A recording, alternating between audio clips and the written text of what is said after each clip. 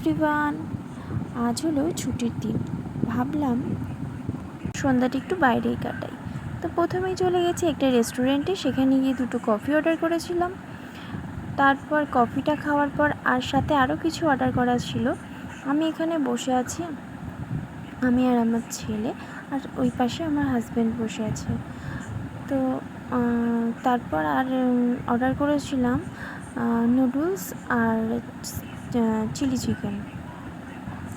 তো তারপর সেটাও চলে আসলো, আর খেতে কিন্তু দারুণ টেস্ট ছিল।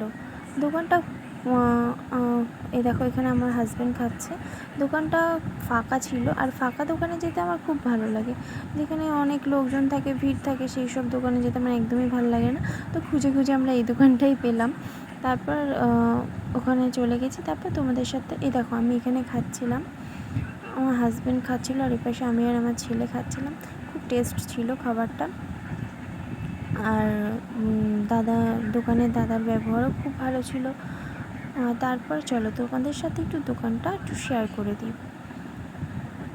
এই দেখো, দোকানটার নাম হচ্ছে, এখানে ইন্ডিয়ান, চাইনিজ সব কিছুই পাওয়া যায়। দোকানের নাম হচ্ছে টাইম পাস। এখানে সব রকমের খাবারই তোমরা পেয়ে যাবে।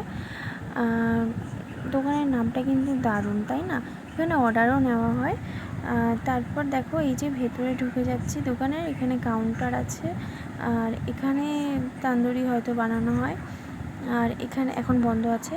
তারপর দরজা খুলে ভেতরে ঢুকলাম। দেখো, দোকানটা কিন্তু পুরোই ফাঁকা, শুধু আমি আর আমার ছেলেই বসে আছি, আর আমার হাজব্যান্ড ভিডিওটা করছে।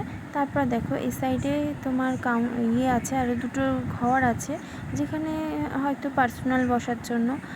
আর যারা পার্সোনাল বসতে চাও তারা এখানে বসতে পারো। উপরটা দেখো কি সুন্দর করে সাজিয়েছে, তাই না? খুব সুন্দর ডেকোরেশন করা আছে দোকানটা।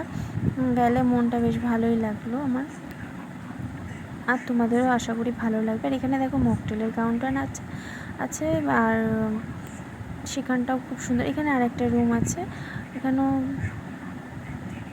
বসা যাবে। তারপর দেখো, এখানে ওয়াশরুম আছে, ওই পাশে বেসিং আছে। তারপর এই যে এখানে, আর উপরটা দেখো কি সুন্দর সিলিংটা ডেকোরেশন করেছে, দারুণ না? আমার তো বেশ ভালোই লাগছিল। তারপর এই যে এখানে টিভিও আছে, টিভিও দেখতে পারবে। তারপর দেখো, আমরা একটুখানি ফটো তুলে নিচ্ছিলাম। কেমন লাগলো ভিডিওটি অবশ্যই জানিও, আর একটা লাইক করো। আজকের মতন টাটা, দেখা হচ্ছে নেক্সট ভিডিওতে। আর তোমরা সবাই ভালো থাকবে, সুস্থ থাকবে। Thank you for watching.